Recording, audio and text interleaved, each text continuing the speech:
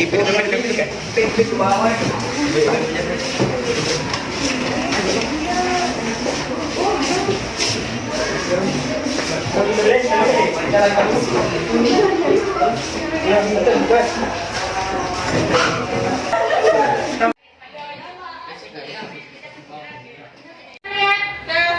kelas yang sudah dibikin ya.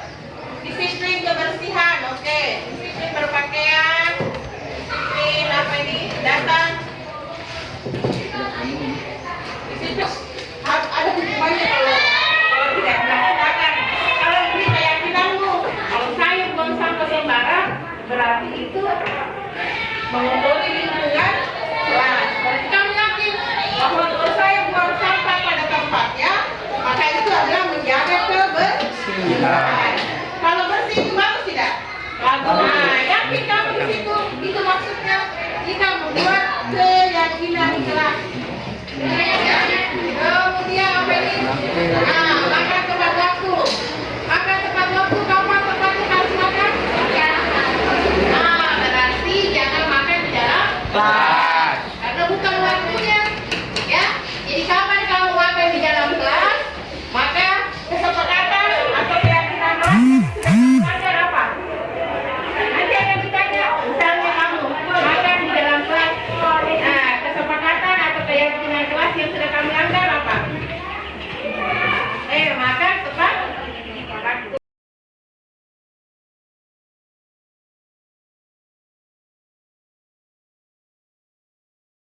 Berjuang dan harus berani, kita terus torehkan prestasi.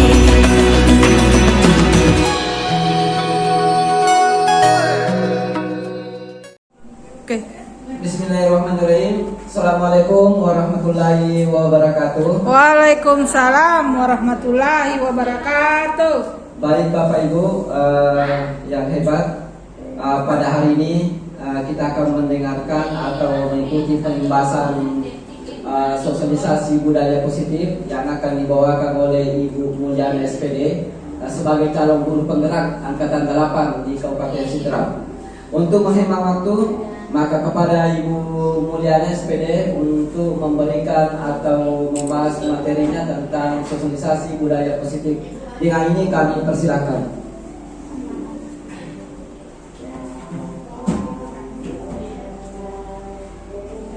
Terima kasih banyak atas kesempatan yang diberikan kepada saya Pak Haji Rahman.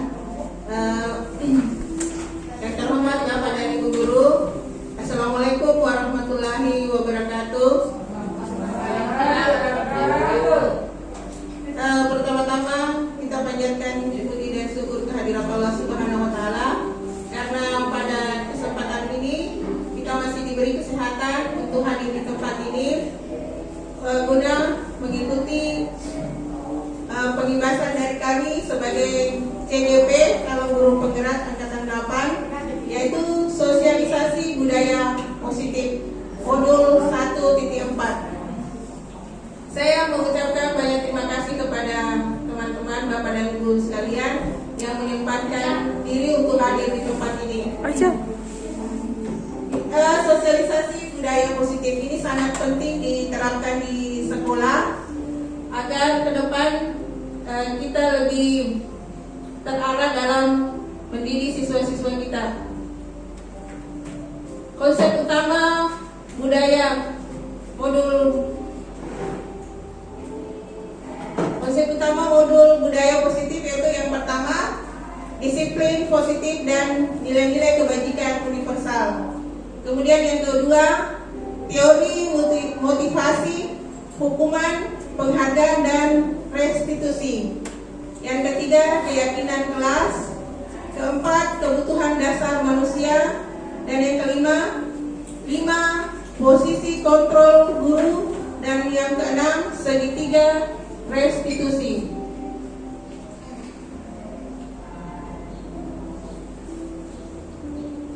Disiplin positif dan nilai-nilai kebajikan universal.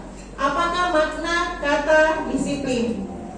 Disiplin berasal dari kata Latin disiplina yang artinya belajar disiplin diri membuat orang menggali potensinya menuju sebuah tujuan.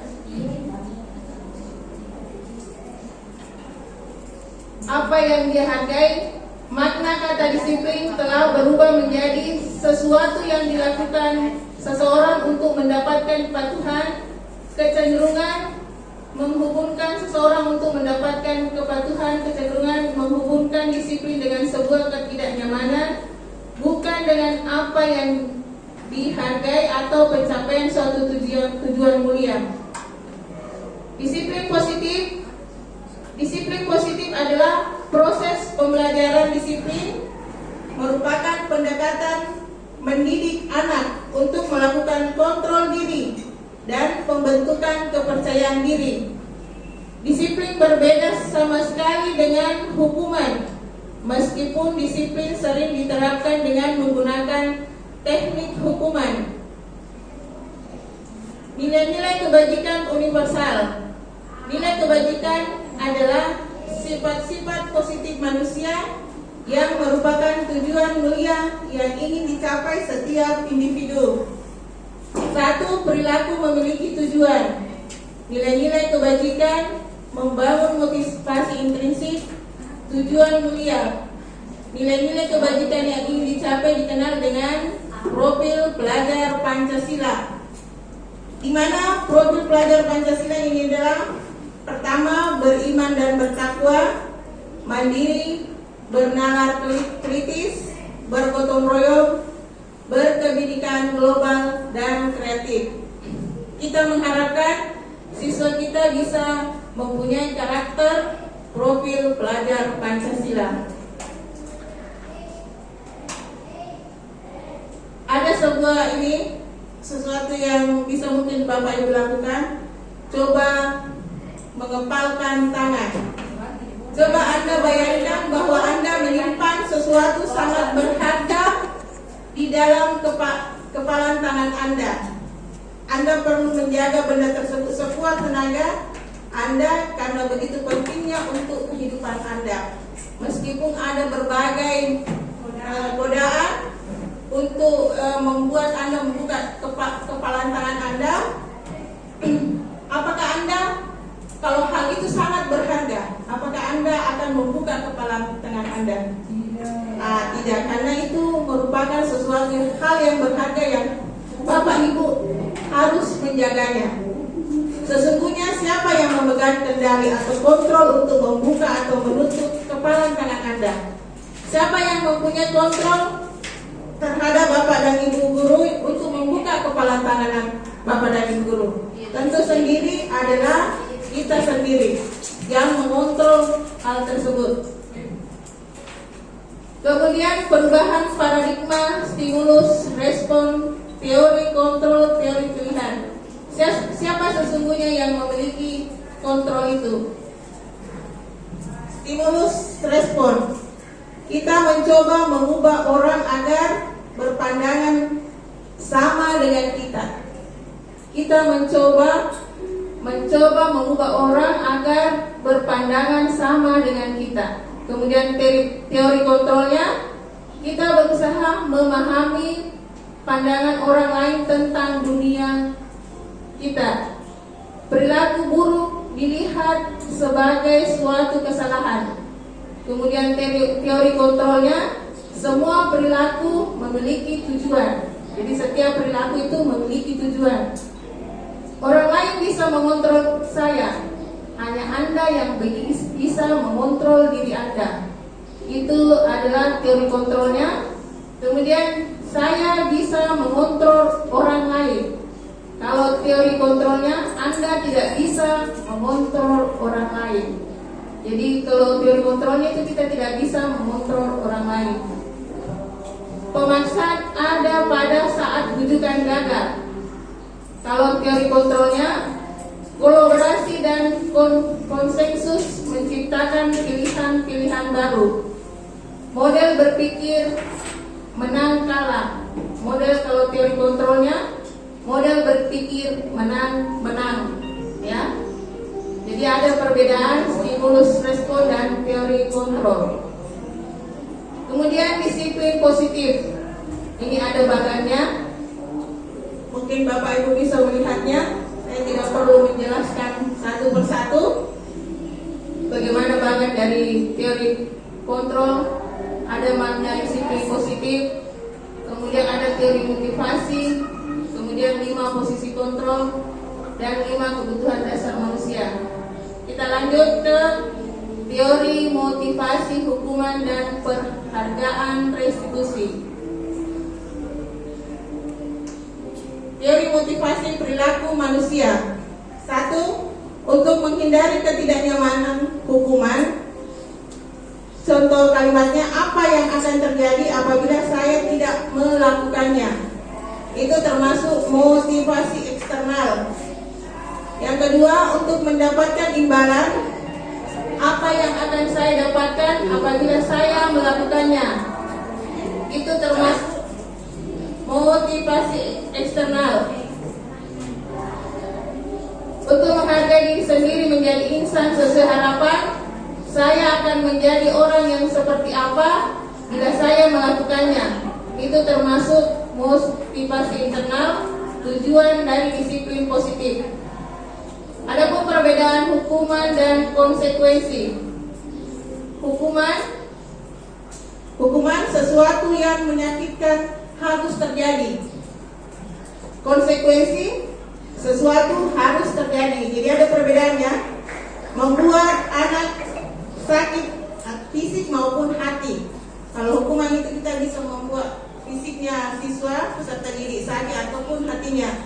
Kalau konsekuensinya membuat anak merasa tidak nyaman dalam jangka waktu pendek. Anak membenci kedisiplinan. Ini hukuman. Kemudian konsekuensi, anak menghargai disiplin. Kalau hukuman itu termasuk paksaan, ada sesuatu yang dipaksa yang harus dia ikuti. Kemudian stimulus tanggapan, mendorong anak menyakiti diri sendiri. Kalau konsekuensinya mendorong anak agar mudah menyesuaikan diri. Konsep diri yang buruk itu termasuk hukuman. Kalau konsekuensi, konsep diri yang baik. Jadi di sini sangat jelas perbedaan antara hukuman dan konsekuensi. Anak belajar untuk menyembunyikan kesalahan. Anak belajar untuk mematuhi peraturan. Itu konsekuensi. Kemudian kalau hukuman, marah, ada rasa marah, bersalah, atau dipermalukan. Kalau konsekuensi, kehilangan hak, dibuat tidak nyaman, diasingkan untuk sementara waktu atau time out.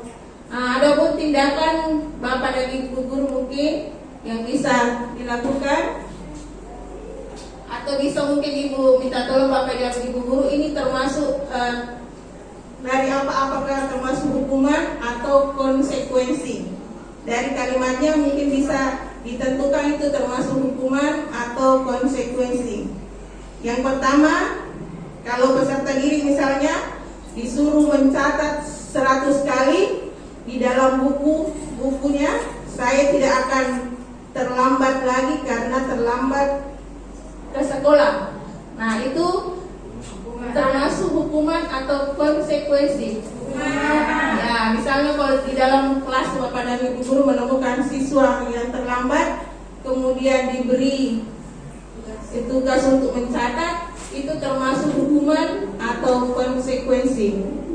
Ya, nanti kita lihat ya. Kemudian berikutnya, lari mengelilingi lapangan basket 2 kali karena terlambat hadir di sekolah. Hukuman juga ya. Kalau menurut Bapak olahraga, termasuk apa itu Pak? Itu terkait dengan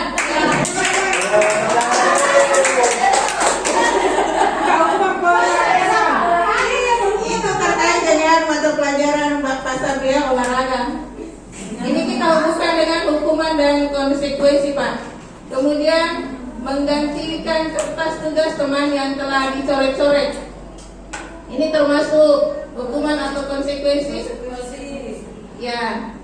Dari contoh kalimat tadi, Bapak dan Ibu sudah bisa menentukan yang mana termasuk hukuman dan konsekuensi. Kemudian diminta membersihkan tumpahan di meja tulis karena tersenggol pada saat belajar. Ya, ada yang beranggapan itu adalah hukuman, kemudian ada juga yang beranggapan bahwa itu adalah konsekuensi. Kemudian guru disuruh untuk mengenakan sepatu seharian di sekolah karena tidak mengenakan sepatu hitam. Nah, kalau ada siswa yang tidak menggunakan sepatu, kemudian kita itu termasuk hukuman atau konsekuensi. Selanjutnya lari mengelilingi lapangan basket 2 kali karena terlambat 10 menit untuk pelajaran PGOK. Nah, ini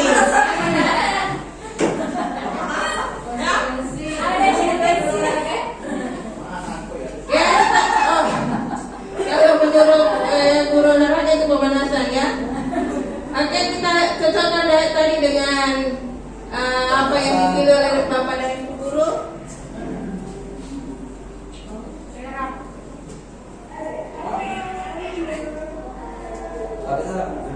Ya, ternyata tadi mencatat itu 100 kali di buku itu termasuk hukuman. Saya rasa sudah benar tadi ya. Kemudian lari mengelilingi lapangan termasuk hukuman. Ini ada tindakan fisik, ya. Kemudian membuat peserta didik sakit hati dalam jangka waktu pendek. Kemudian mengganti kertas, ini termasuk dengan konsekuensi. Membersihkan tumpahan air di meja termasuk konsekuensi. Kemudian lari mengelilingi lapangan basket 2 kali, itu termasuk konsekuensi Pak Sabri, bukan pemanasan ya. Karena kita di sini berbicara tentang konsekuensi dan hukuman. Selanjutnya, bentuk program kebajikan atau apresiasi. Dalam memberikan apresiasi atau pengakuan perlu diingat beberapa hal. Beri dukungan secara khusus. Kemudian beri pengakuan secara pribadi. Beri pengakuan kepada semua murid bergantian. Kemudian beri pengakuan secara konsisten. Kemudian fokus pada proses. Nah, itu ya. Kita lanjut dengan pengertian restitusi. Restitusi adalah proses menciptakan kondisi bagi murid untuk memperbaiki kesalahan mereka sehingga mereka bisa kembali pada kelompok mereka dengan karakter yang lebih kuat.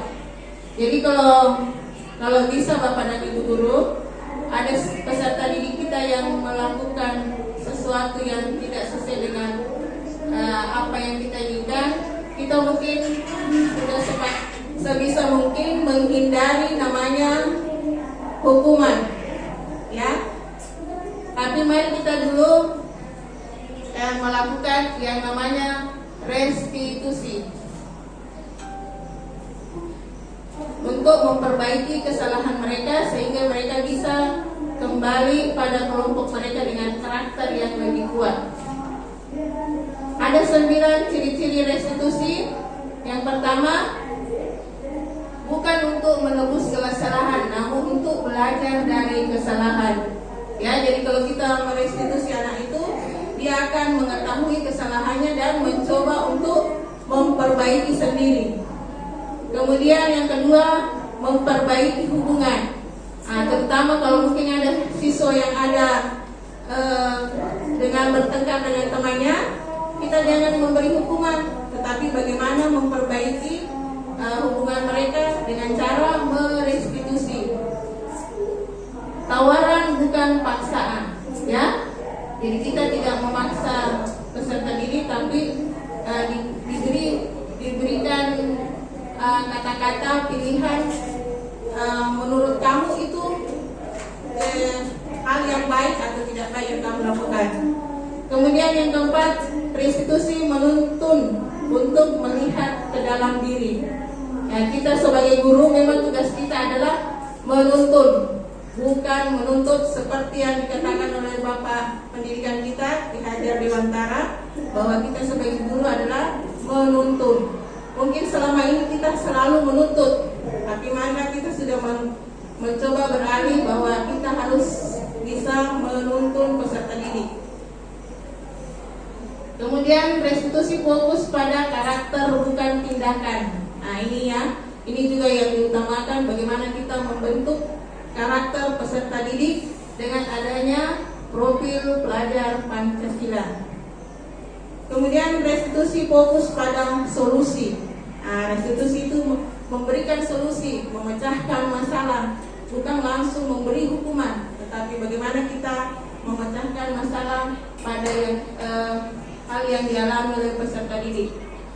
Kemudian restitusi mengembalikan murid yang berbuat salah pada kelompoknya. Selanjutnya ada ini beberapa identitas gagal dan identitas sukses. Hukuman sesuatu yang menyakitkan harus terjadi. Kemudian bagaimana identitas suksesnya?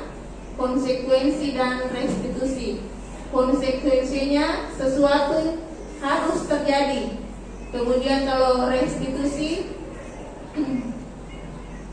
merupakan pilihan. Jadi diberi pilihan hal yang apa yang harus dia lakukan. Kemudian tidak nyaman untuk murid. Kalau hukuman, anak untuk jangka waktu yang panjang. Kalau konsekuensinya tidak nyaman untuk murid, anak untuk jangka waktu pendek. Jadi ada perbedaannya. Kalau hukuman itu jangka panjang, terasa sakit hati atau fisiknya jangka panjang. Kalau konsekuensi itu jangka pendek yang bisa dirasakan. Kemudian restitusi menguatkan untuk murid anak dalam jangka waktu panjang. Kita memberi penguatan ya. Kemudian hukuman, korban mendapatkan keadilan. Kalau konsekuensi, korban bisa diabaikan. Kemudian restitusi, korban mendapat ganti. Ya, korban mendapat ganti. Misalnya, kalau contoh yang kemarin ada sementara belajar diskusi, kemudian ada sesuatu yang terjadi, ada HP-nya yang jatuh. Nah itu kita bagaimana cara memberikan solusi. Kalau tidak mampu mengganti, mungkin bisa diperbaiki. Kemudian perilaku pasif agresif meningkat. Kalau konsekuensi, penguatan hanya bertahan dalam jangka waktu pendek. Restitusi, masalah terpecahkan ya. Jadi kalau restitusi itu harus masalahnya terpecahkan. Kita lanjut, sistem tidak akan berjalan bila murid tidak takut. Ini hukuman. Kalau konsekuensi, memerlukan monitoring dan supervisi terus menerus dari guru. Kemudian restitusi, murid belajar bertanggung jawab untuk perilakunya. Jadi bagaimana restitusi itu, bagaimana kita mengajarkan murid untuk bertanggung jawab terhadap perilakunya.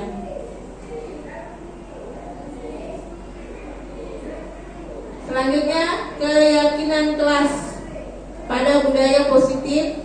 Keyakinan kelas itu ada budaya positif, kemudian lingkungan yang positif, keyakinan kelas, kemudian peraturan kelas ya.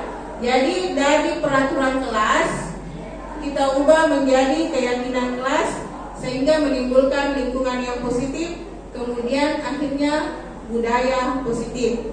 Kalau yang tadinya aturan kelas itu atau tata tertib itu biasanya ada kata jangan, tidak, ya. Kemudian kalau keyakinan kelas, bagaimana kita mengubah kata jangan, dilarang, tidak itu menjadi sesuatu yang kalimat yang positif.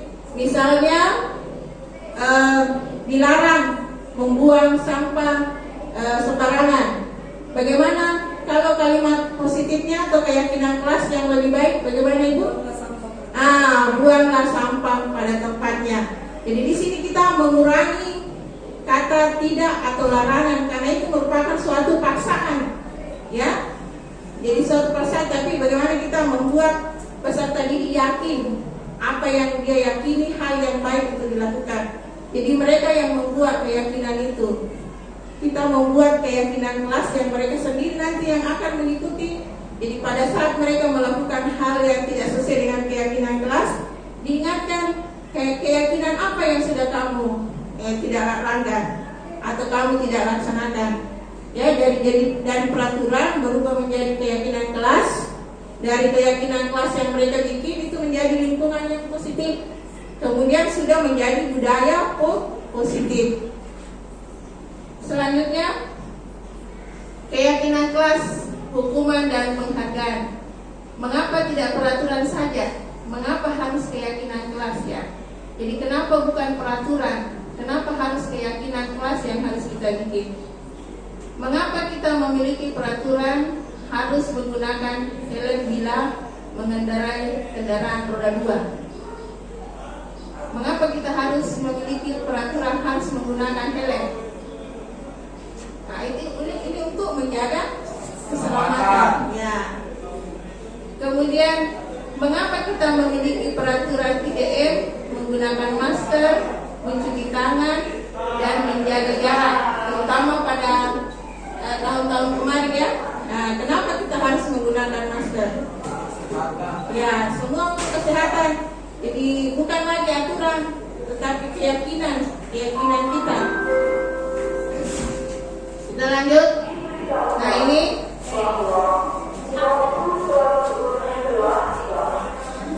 yang mana merupakan keyakinan kelas, kesepakatan kelas.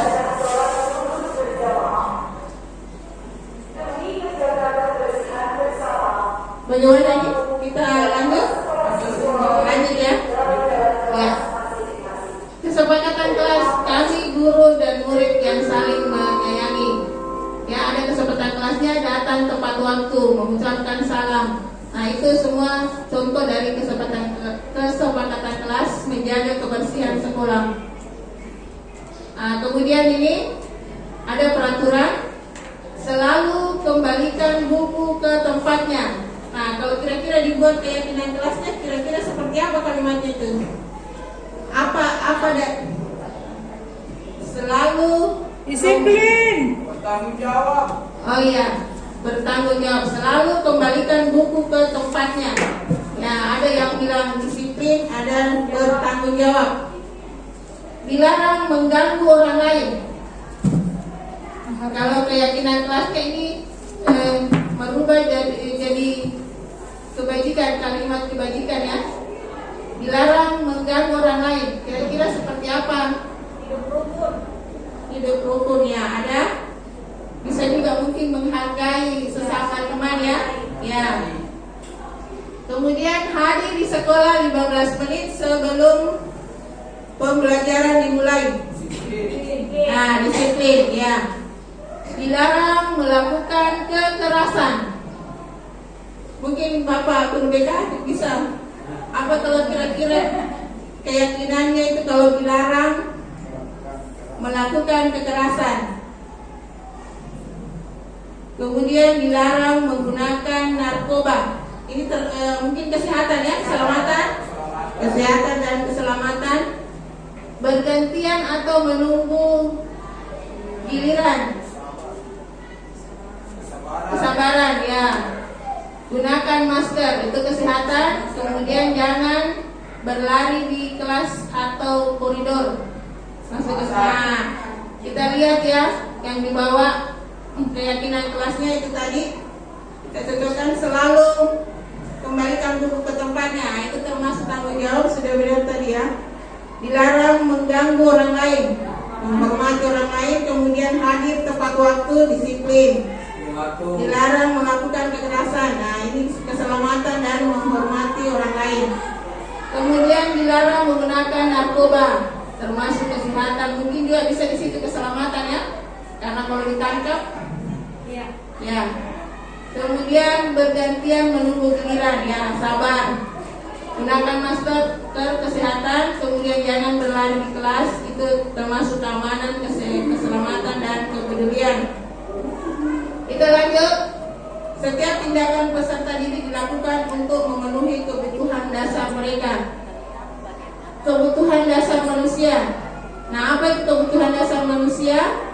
Ada ini ya. Yang pertama adalah cinta kasih dan rasa memiliki dan dimiliki. Kemudian penguasaan atau power. Ada kesenangan atau kebahagiaan, fun, happy fun. Ya. Kemudian ada kebebasan, freedom. Ternyata kupu-kupu itu gambarannya adalah kebebasan ya, bebas terbang kemana saja. Nah, ini ada satu contoh, mungkin Bapak dan Ibu guru bisa mengungkapkan itu termasuk dalam kebutuhan dasar manusia yang bagaimana. Saya bacakan itu ya. Ibu guru bilang, aku tidak boleh bersenandung sewaktu mengerjakan tugas. Katanya kelas harus tenang, tidak ada suara. Padahal kan aku suka dan senang menyanyi. Nah, ini kebutuhan dasar manusianya. Apa kira-kira Ibu? Ya, ada kata inti yang bisa dilihat di situ adalah senang, suka dan senang. Berarti ini masuk dalam kebutuhan dasar manusia adalah kesenangan.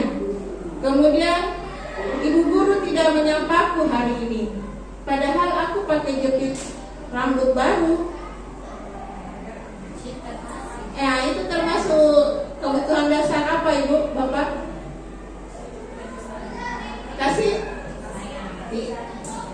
Kasih sayang ya, merasa dimiliki dan memiliki.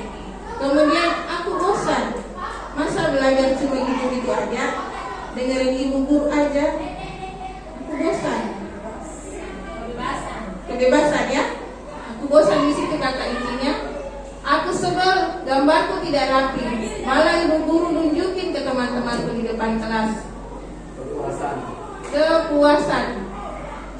Nah, itu tadi contoh dari kebutuhan dasar manusia. Kemudian kita lanjut 5 posisi kontrol guru.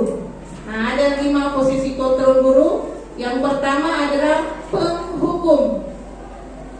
Penghukum ini menggunakan hukuman fisik maupun verbal.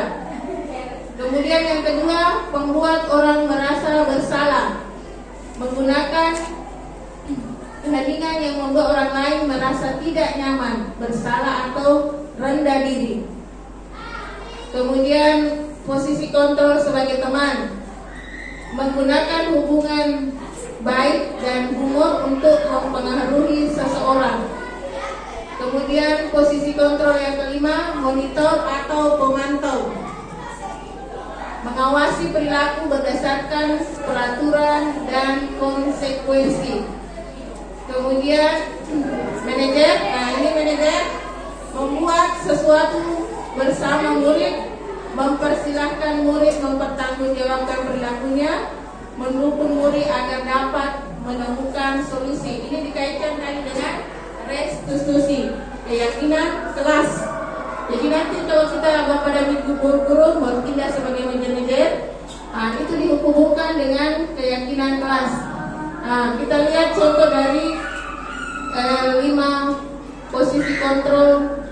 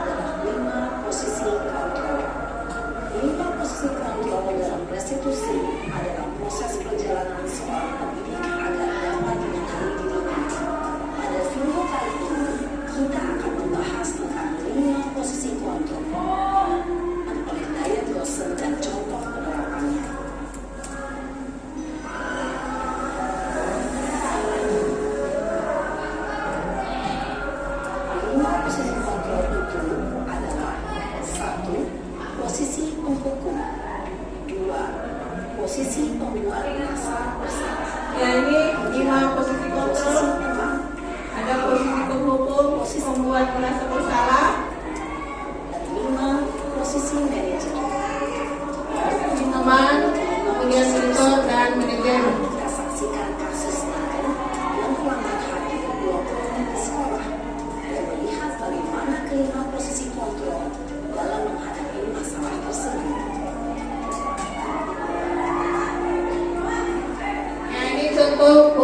penghubung. Ya, ada satu siswa yang terlambat datang ke sekolah.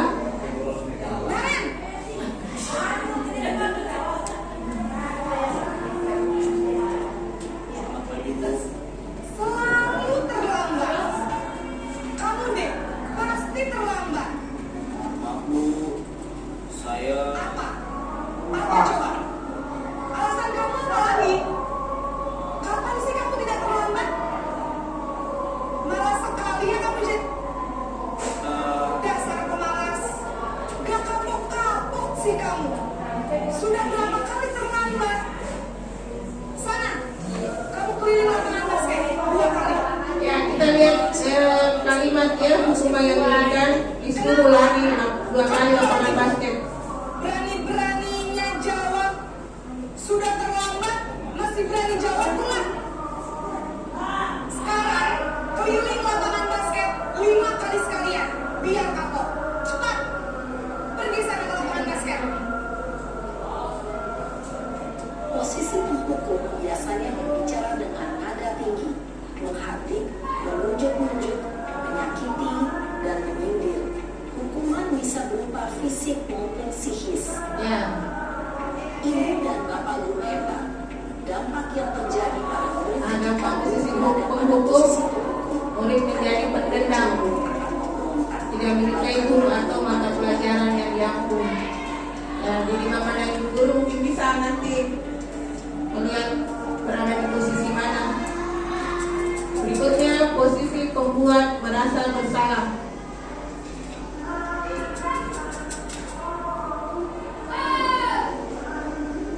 Naren. Naren. Kamu kenapa terlambat lagi, Nak? Ya Tuhan, Naren. Kamu senang ya bikin ibu susah ya?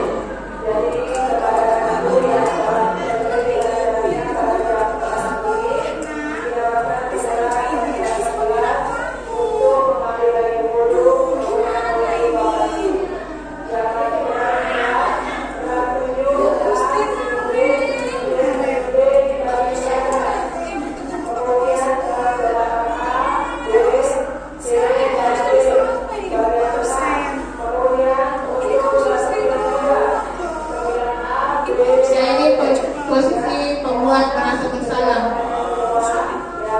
Meskipun dengan menggunakan kata-kata lembut, tetapi membuat peserta didik merasa bersalah. Bisa jadi dan guru ibu terlupa kepala sekolah. Saya cepat kelas.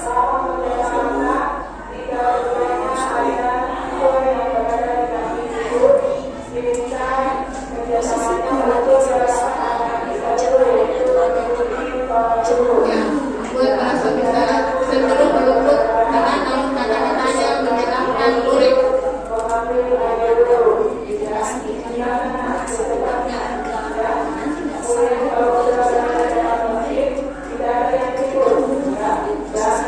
Selanjutnya, dampak dari posisi pembuat merasa bersalah, membuat murid merasa bersalah, menarik diri dan menarik diri dari lingkungan. Kemudian posisi teman.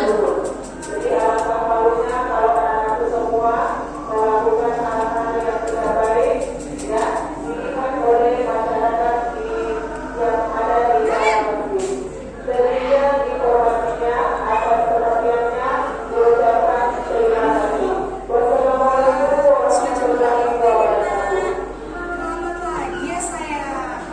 iya Bu, habis ibu saya membangunkan saya Bu. Kamu malah menyalahkan ibu kamu. Kamu bukannya anak yang larinya paling kencang. Kok terlambat? Nah, ini posisi sebagai teman, posisi kontrol sebagai teman. Bangun tadi, jadi biarpun saya lari kencang, tetap gak kencang. Ya sudah sana. Nanti lain kali larinya lebih kencang lagi ya. Biar gak terlambat lagi. Bikin senang ibu. Demi ibu. Bisa kan? Nah, seperti dia Bu, Bapak Ibu, posisi sebagai teman. Absen kamu. Kamu ini ada-ada salah.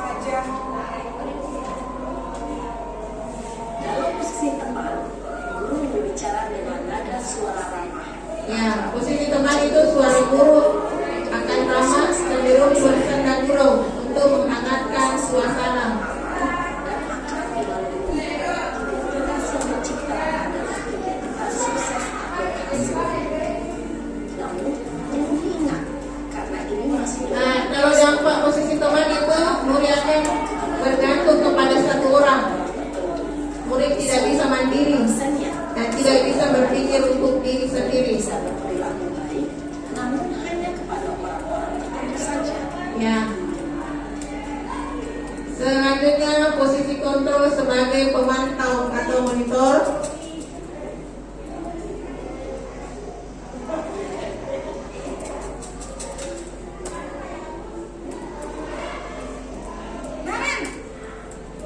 Naren lagi.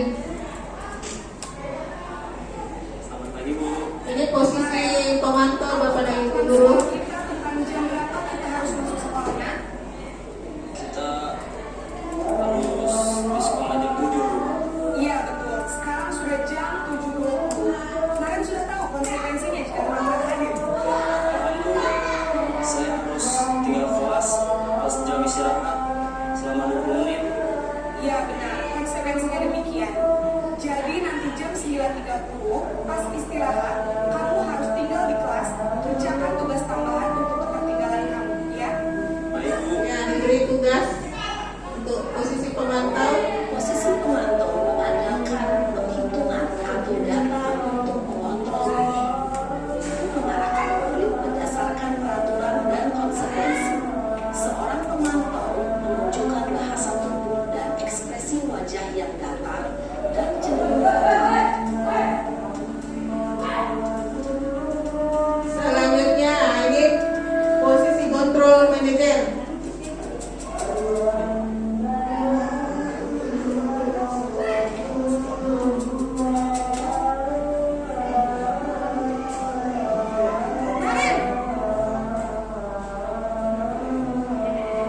Selamat pagi Bu. Selamat pagi, Karen. Maaf Bu, saya terlambat. Iya, sekolah masuknya jam 7. Ya, ini sebagai posisi manajer ya. Jadi sekarang bagaimana ya, Karen? Nah, Bapak Ibu guru di sini menanyakan Saya semangat. keyakinan kelas yang sudah dia. Keyakinan sekolah yang mana yang perlu kamu Ya. tingkatkan? Menghargai diri sendiri dan orang lain mungkin ya Bu. Setuju. Jadi, apakah Naren meyakini prinsip saling menghormati tersebut? Iya Bu, saya meyakininya. Apakah Naren bersedia memperbaiki masalah keterlambatan ini? Bersedia Bu. Bagaimana kamu akan perbaiki masalah keterlambatan ini? Saya akan coba untuk tidak lupa menyetel alarm saya Bu. Baik, kalau Naren lupa menyetel alarm di rumah, ada orang yang kira-kira bisa bantu mengingatkan tidak? Ada Bu, kakak saya, Kak Emma. Ada lagi selain Kak Emma?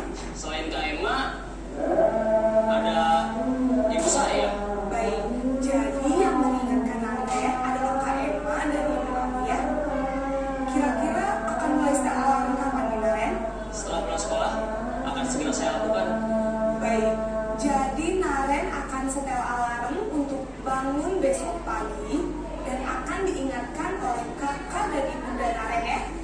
Ya, ini Ada lagi yang posisi mungkin perlu dilakukan Naren kontrol manajer. agar tidak terlambat bangun lagi. Bagaimana itu memberikan Baik, Naren. Terima kasih pemahaman bekerjasama kami. keyakinan sekolah yang dia sudah Kembali ke kelas untuk belajar. tidak Terima laksanakan. kasih. Posisi manajer adalah posisi kontrol yang disarankan untuk membangun murid memiliki sikap disiplin yang positif, yaitu murid yang mandiri, bertanggung jawab, dan dapat memecahkan masalah. Tujuan dari posisi ini adalah Ya, guru membimbing murid ya untuk memecahkan masalahnya secara mandiri. Dampaknya murid menjadi mandiri dan percaya diri. belajar dari kesalahan dan mencari sebuah solusi untuk menyelesaikannya. Ini merupakan guru hebat. Oke, kita lanjutkan itu tadi video dari 5 posisi kontrol. Posisi mana yang dapat menunjang motivasi intrinsik murid? Ya, tentu posisi manajer.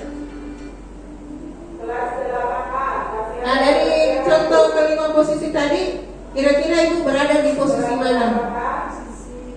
Ya, dan terkadang mungkin ada berubah-berubah sesuai dengan ini ya, Bu, ya.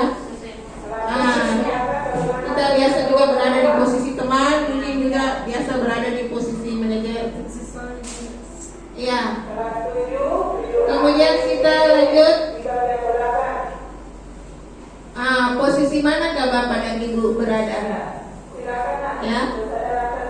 Dari 5 posisi kontrol itu, Ibu dan Bapak Ibu berada di posisi mana? Ada penghukum. Contoh kalimatnya penghukum itu menghardik, menunjuk-nunjuk, kemudian menyakiti. Kalau membuat merasa bersalah, berceramah, kemudian mengatakan saya ibu kecewa atau bapak kecewa. Kemudian sebagai teman membuat alasan-alasan untuk muridnya, memantau. Ini menghilangkan dan mengukur ya. Kemudian ada manajer mengajukan pertanyaan. Jadi nanti Bapak dan Ibu berada posisi di mana? Itu contoh dari kalimat dalam posisi kontrol. Contoh kalimatnya penghukum. Patuhi aturan saya atau awas. Kamu selalu saja salah. Nah, ini contoh kalimat posisi penghukum. Selalu, pasti selalu yang terakhir selesai. Kemudian membuat orang bersalah. Ibu sangat kecewa sekali dengan kamu. Jadi kalau ada kata sangat kecewa, berarti itu termasuk posisi kontrol pembuat merasa bersalah. Mungkin Bapak dan Ibu guru biasa menggunakan itu ya. Iya, membuat anak atau peserta didik merasa bersalah. Berapa kali Bapak harus memberitahu kamu? Gimana coba kalau orang tua kamu tahu kamu berbuat begini ya? Ini juga biasa mungkin Ibu, Bapak dan Ibu guru mengatakan kepada peserta didik, bagaimana perasaan orang tuamu? Nah, itu membuat siswa merasa bersalah. Kemudian contoh kalimat posisi kontrol teman. Ayo bantulah demi Bapak ya. Kemudian ayo ingat tidak bantuan Bapak selama ini. Nah, ini mengingatkan kepada peserta didik apa yang sudah diberikan. Ya sudah Kakak. Ini tidak apa-apa, nanti Ibu bantu bereskan. Nah, itu contoh kalimat posisi teman. Berikutnya pemantau. Bagaimana contoh kalimatnya pemantau? Peraturannya apa? Apa yang telah kamu lakukan? Sanksi atau konsekuensinya apa? Nah, sedangkan contoh kalimat posisi kontrol manajer, apa yang kita yakini? Nah, yang tadi membuat keyakinan kelas, kita ingatkan kembali. Kemudian, apa kamu meyakininya? Jika kamu meyakininya, apakah kamu bersedia memperbaikinya? Jika kamu memperbaikinya, hal ini menunjukkan apa tentang dirimu? Nah, jadi ini contoh-contoh kalimat sebagai posisi kontrol manajer. Kemudian kita lanjut segitiga restitusi. Adapun pengertian segitiga restitusi yaitu segitiga restitusi adalah proses menciptakan kondisi bagi murid untuk memperbaiki kesalahan mereka sehingga mereka bisa kembali pada kelompok mereka dengan karakter yang lebih kuat. Nah, penerapan segitiga restitusi itu ada 3 tahapannya. Yang pertama, menstabilkan identitas. Kemudian yang kedua, menanyakan keyakinan kelas. Kemudian yang ketiga, memvalidasi tindakan. Nah, kita lihat contoh video dari segitiga restitusi.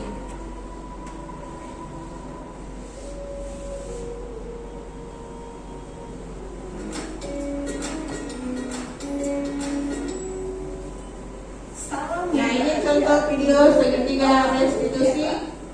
Pada video kali ini kita akan membahas satu program disiplin positif yang diterapkan di lingkungan sekolah yang dikenal dengan nama restitusi.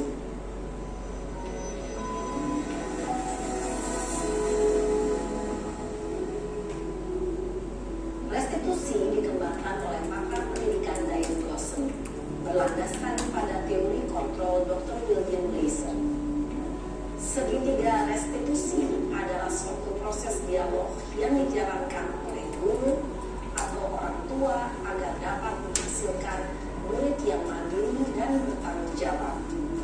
Pada saat guru di posisi manajer, aspek yang dikembangkan pada murid adalah motivasi intrinsik, sehingga penanaman nilai-nilai kebajikan dapat tumbuh dan berkembang menjadi suatu kebiasaan positif yang akhirnya membentuk karakter murid. Proses dialog ini terdiri dari 3 langkah yang digambarkan pada ketiga sisi pada segitiga restitusi. Sisi pertama adalah menstabilkan Ini contoh dari segitiga restitusi. Yang pertama, menstabilkan identitas. Kemudian bagaimana kita validasi tindakan yang salah. Kemudian menanyakan keyakinan kelas. Makanya mungkin nanti diharapkan Bapak dan Ibu guru sebelum memulai pelajaran di kelasnya membuat keyakinan kelas atau kesepakatan kelas.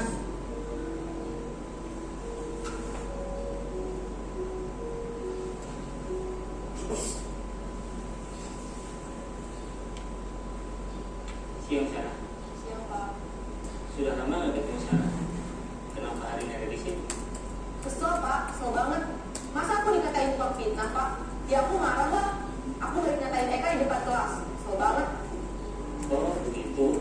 Ya pasti kamu marah dan kesal. Bapak juga akan marah apabila ada yang menuduh Bapak seperti itu. Kemudian pada saat itu kamu mau melakukan apa? Ya saya langsung ngatain Eka lah Pak. Kesel banget. Saya bentak-bentak dia di depan teman-teman lain. Oh begitu. Nah ini pertama-tama validasi tindakan yang salah. Satu alasan tertentu kan? Iya lah, masa saya diam saja Pak? Ya saya bela diri lah. Masa saya dituduh tukang fitnah? Ya wajar lah. Mempertahankan harga diri itu sesuatu yang penting buat kamu. Untung kamu tidak bertindak lebih gegabah lagi. Hanya membentak-bentak. Iya Pak. Untung saya masih bersabar dan hanya membentak saja. Sudah gemes padahal. Saya pasti bela diri lah. Ya pasti ya. Tapi kamu memilih untuk tetap bertahan dan bersabar. Kamu memilih untuk tidak berbuat lebih parah lagi. Nah, sekarang coba kita lihat lagi. Nah selanjutnya bagaimana menanyakan keyakinan kelas. Tindakan kamu itu kira-kira sesuai dengan keyakinan kelas atau prinsip kamu tidak? Enggak lah Pak. Capek Pak jadi pemarah. Jadi keyakinan atau prinsip mana yang kurang sesuai dengan keinginan kamu? Ya saya sebenarnya sangat menghargai orang lain. Mungkin saat itu saya menjadi emosi. Jadi tidak menunjukkan. Adalah hal yang manusiawi. Tidak ada manusia yang sempurna. Bapak Ibu juga bersalah. Kita pasti bisa menyelesaikan permasalahan ini. Bapak Ibu tidak tertarik untuk mencari tahu siapa yang benar, siapa yang salah. Bapak Ibu lebih tertarik untuk menyelesaikan masalah. Kalau kamu menyalahkan diri sendiri terus-menerus, apakah kamu bersikap baik pada diri sendiri? Nah itu, kemudian selanjutnya bagaimana validasi kebutuhan, membantu murid mengenali basic kebutuhan dasar yang ingin dipenuhi. Pada dasarnya, setiap tindakan manusia tujuannya adalah memenuhi basic, apakah itu sebuah kepuasan, freedom, love, and pleasure, atau kebahagiaan. Nah, contohnya guru berkata, kamu bisa saja kan melakukan hal yang lebih buruk, tetapi kamu tidak melakukannya. Kamu pasti punya alasan mengapa melakukannya. Apa yang penting bagi kamu? Kamu boleh tetap berusaha menjaga sikap itu, tapi tambahkan sikap yang lain, yang baru. Moga kamu belajar cara lain untuk mendapat yang kamu butuhkan tanpa memukul. Apakah kamu bisa melakukannya dengan baik? Nah, kemudian bagaimana menanyakan keyakinan kelas? Anak melihat kesalahan dihubungkan dengan norma sosial dan nilai-nilai yang mendasari manusia berinteraksi dengan orang lain. Guru berkata, apa nilai yang kita percaya di kelas? Sekolah kita, nilai-nilai universal apa yang telah kita sepakati? Kelas yang ideal itu seperti apa? Kamu ingin jadi anak seperti apa? Apa yang kamu rasakan ketika kamu melakukan itu? Kamu menjadi orang yang seperti apa? Nah, itu tadi bagaimana kita merestitusi kesalahan anak sehingga mereka bisa kembali ke kelompoknya untuk menemukan dirinya pada kelompok. Jadi ada 3 tindakan yang harus dilakukan pada saat merestitusi, yaitu bagaimana menstabilkan identitas, kemudian validasi kebutuhan, kemudian yang berikutnya menanyakan keyakinan kelas.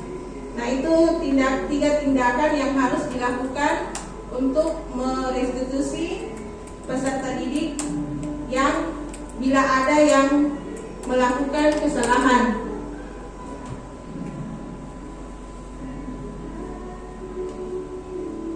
Menanyakan keyakinan kelas itu anak melihat kesalahan yang dihubungkan dengan norma sosial dan nilai-nilai yang mendasari manusia berinteraksi dengan orang lain.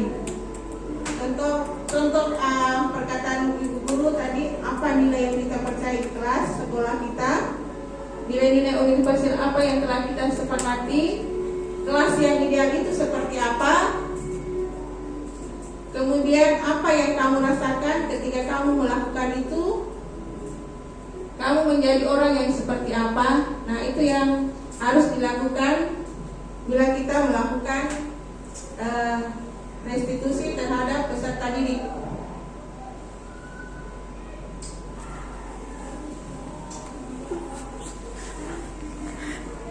Nah, saya kira demikianlah tadi sosialisasi budaya positif yang telah dilakukan sebagai pelibasan dari kami sebagai CGP. Mudah-mudahan ini ada manfaatnya untuk Bapak dan Ibu guru. Kemudian saya mengucapkan terima kasih banyak atas waktu dan kesempatannya hadir di tempat ini. Sekali lagi terima kasih banyak, dan saya akhiri dengan mengucapkan salam guru penggerak. Assalamualaikum warahmatullahi wabarakatuh.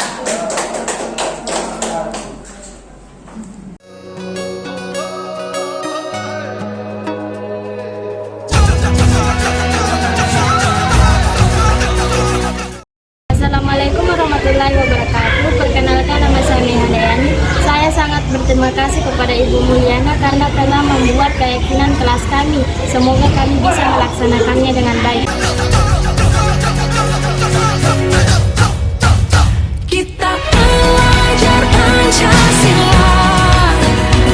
Assalamualaikum warahmatullahi wabarakatuh, dan selamat siang.